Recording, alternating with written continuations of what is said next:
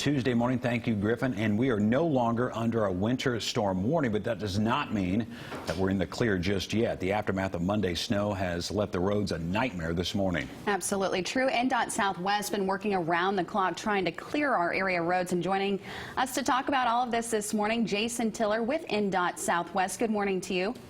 Good morning. Hey, so one of the things we want to hit on, don't crowd the plow. It's something that I do love to say. It's got a, catchy little ring to it, if you will. But really, this is serious. Talk to us a little bit. What are drivers going to want to do when they see these snow plows out on the road, obviously trying to give us a path of safety, if you will? How far do we need to keep our distance? Absolutely, you're correct. It's not just a cute little hashtag. It's a very important safety message. So to kind of give everyone some perspective, if you're in one of our big yellow trucks, there's pretty significant blind spots to either side of you, and then of course behind you, you're carrying that big dump bed with usually a load full of salt. So it's really difficult to see around you. So if you're a driver, a good rule of thumb is if you can't see the mirror, they can't see you, and even then maybe give them a little bit more room.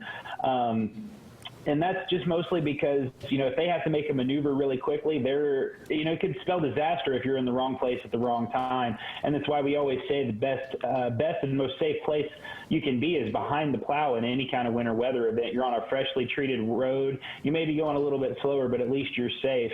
But we always tell people, if you do have to pass, or if you feel like the plow's going a little bit too slow for what you think you can do, then pass judiciously. Do everything you can as safely as you can for the road conditions, but do it safely and quickly so that we can avoid any kind of disastrous situation.